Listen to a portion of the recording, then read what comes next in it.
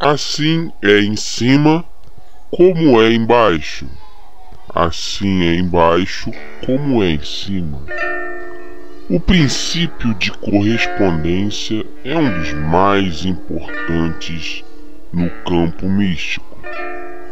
A partir dele, você consegue compreender todo o universo. Você consegue ter um vislumbre sobre aquilo que a ciência ainda não descobriu, sobre o que está oculto, seja qual for o assunto.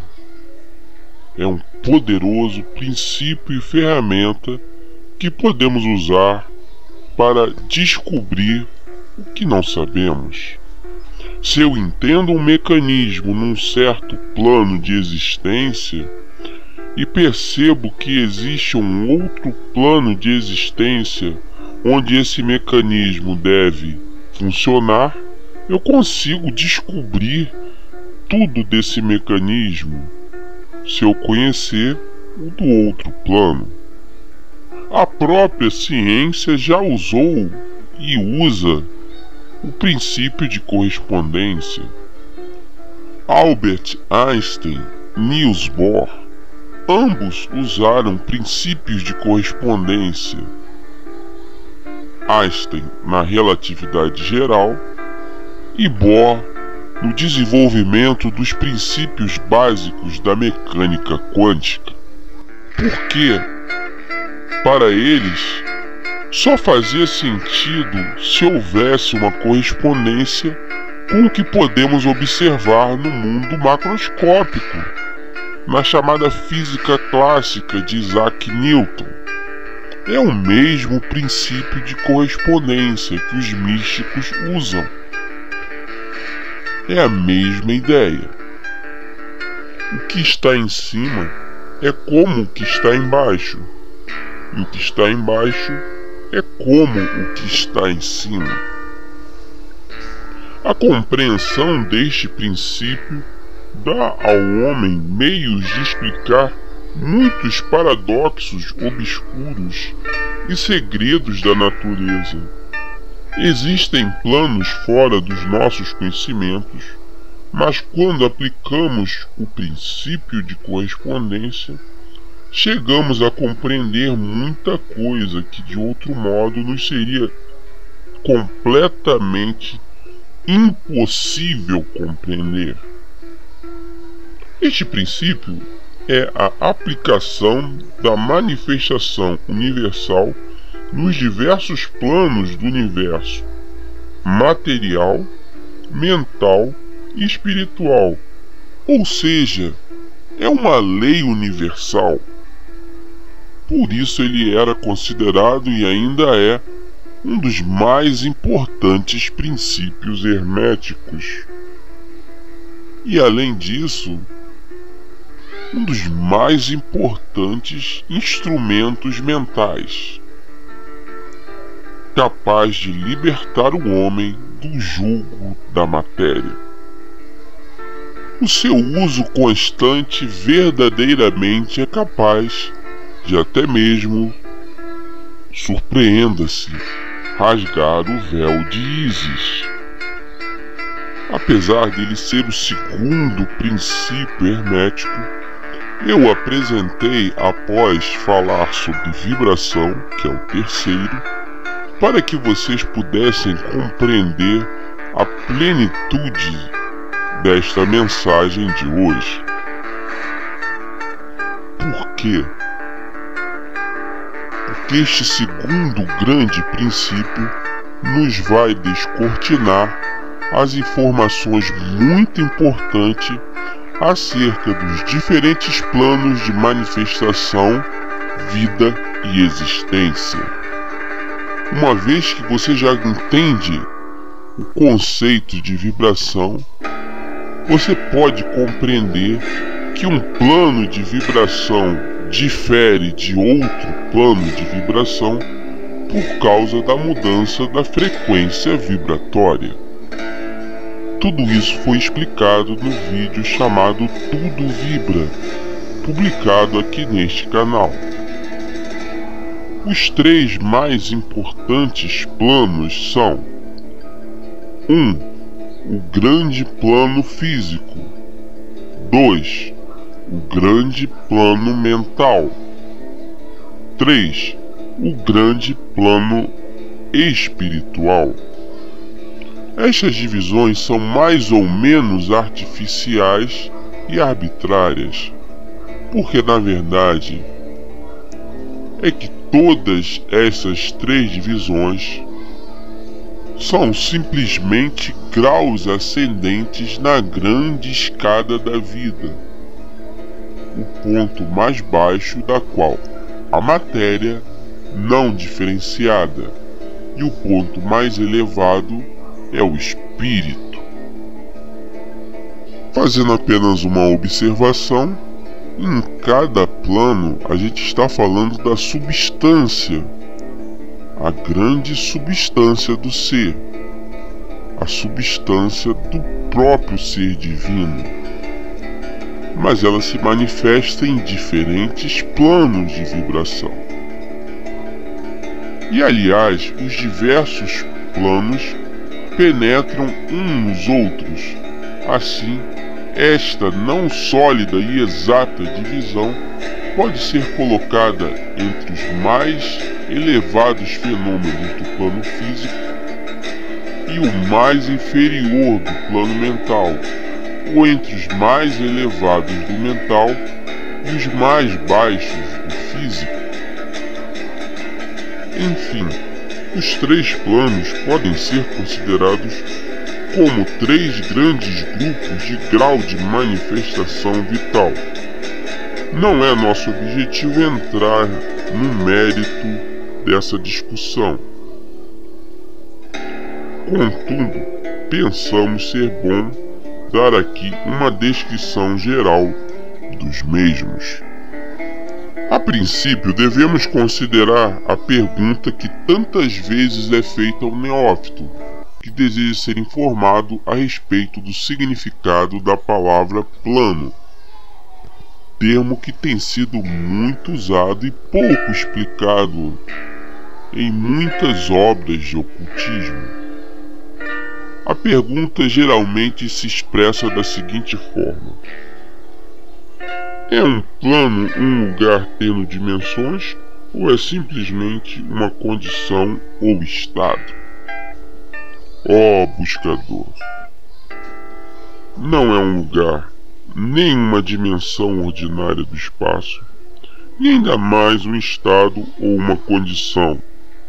E apesar disso, o estado ou a condição é um grau de dimensão em escala sujeita à medida.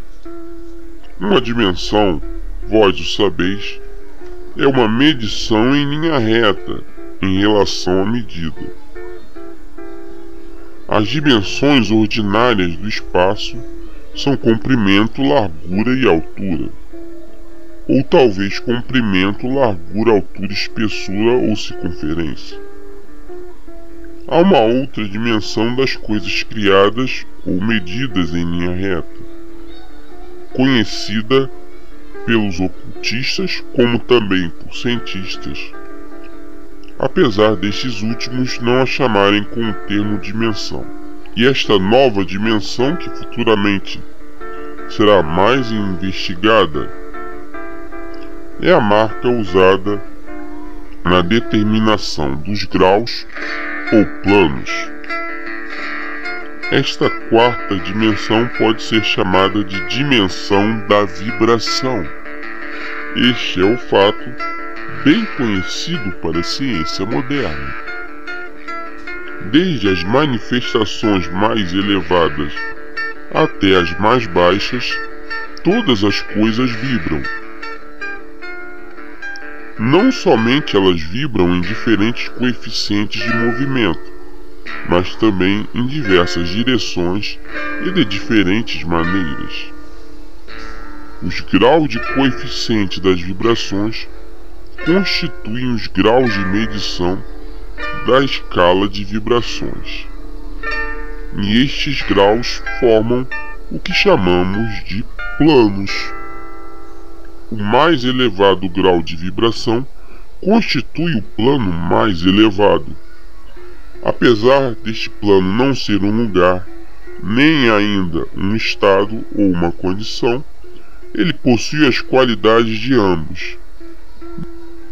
Deveis lembrar-vos agora que os 3 grandes planos de vibração não são as divisões atuais dos fenômenos do universo, mas simplesmente termos arbitrários empregados pelos hermetistas para facilitar o pensamento e o estudo dos vários graus e formas de atividade da vida universal. O átomo de matéria, a unidade de força, a mente do homem e a existência do arcanjo são graus de uma escala e fundamentalmente a mesma coisa. A diferença sendo simplesmente uma questão de grau e coeficiente de vibração. Todas são criações do todo e só têm sua existência na infinita mente do todo. Podemos dividir estes 3 grandes planos em 7 planos menores. E cada um destes também são divididos em 7 subplanos. Todas essas divisões são completamente arbitrárias e servem para termos uma visão didática de como é a natureza. Vamos começar pelos 7 planos menores do grande plano físico. Assim, em relação ao plano físico, teremos primeiro o plano da matéria A, que compreende as formas de matéria que se manifestam como sólidos, líquidos, gasosos, a chamada matéria bariônica, feita de prótons, nêutrons e elétrons. 2. O plano de matéria B. Este plano compreende as formas mais elevadas e sutis de matéria, como por exemplo o neutrino e outras formas de radiações que a ciência tem estudado. 3. O plano da matéria C. Neste plano, trata-se de uma matéria mais sutil que a ciência não conhece e chama de matéria escura. 4. O plano da substância etérea. Este plano foge completamente à compreensão da ciência e à possibilidade de detecção e experimentação. Trata-se do éter, o absoluto. 5. O plano de energia A. Imediatamente acima do plano de substância etérea está o plano de energia A, que compreende as formas ordinárias de energia conhecida pela ciência, como calor, luz, magnetismo, eletricidade, atração, gravitação, coesão, afinidade química e etc. 6. O plano de energia B. Este plano compreende as formas de energia que a ciência ainda não conseguiu identificar e que chamamos de energia escura. C. O plano de energia C compreende a energia necessária para a manifestação da vida, intimamente ligado ao plano espiritual.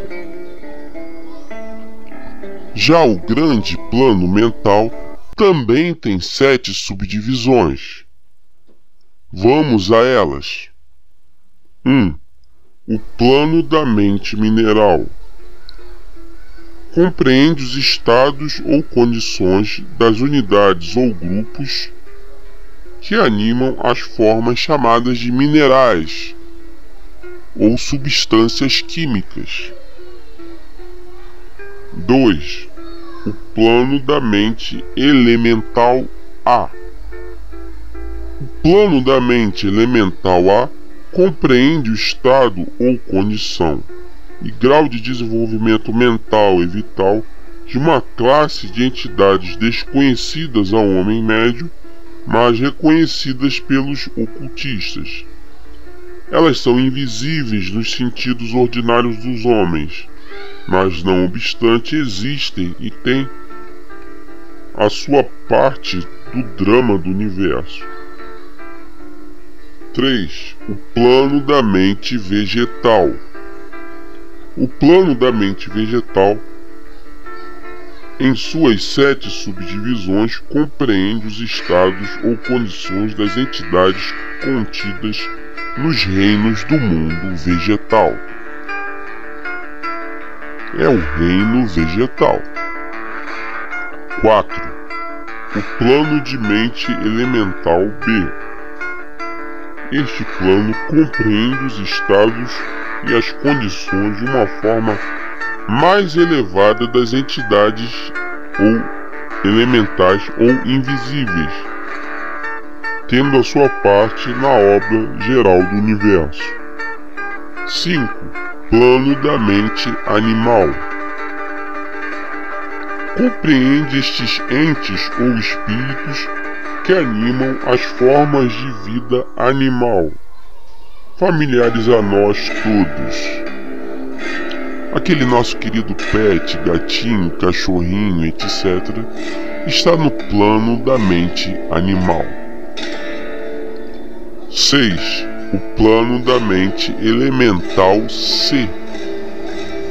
O plano da mente elemental C constitui os elementos elementais que estão acima da categoria do animal, mas ainda não são seres humanos, não são espíritos no sentido que vamos ver daqui a pouco. Assim, são aqueles seres elementais que são capazes de interferir nos fenômenos da natureza e são guiados pelos seres mais inteligentes para auxiliarem no controle desses fenômenos. 7. Plano da mente humana. O plano da mente humana é simplesmente o plano onde estamos, o plano do homem. Ali existem o que a maioria das tradições chama de espíritos, no sentido vulgar da palavra. Somos nós que nascemos, morremos, reencarnamos e estamos buscando a evolução. E as divisões do grande plano espiritual? Essa eu não tenho como passar para vocês agora. É necessário um pouco mais de aprofundamento desses planos que foram explicitados hoje, para nós podermos compreender as divisões do grande plano espiritual. Sugiro que você, ó nobre buscador, medite profundamente sobre isso no recolhimento do seu lar. Se você gostou do conteúdo deste vídeo, se inscreva no canal, é de graça, deixe seu like e compartilhe este vídeo com muitos e muitas pessoas que você conhece, que você sabe que vão dar valor a este conteúdo. Até a próxima!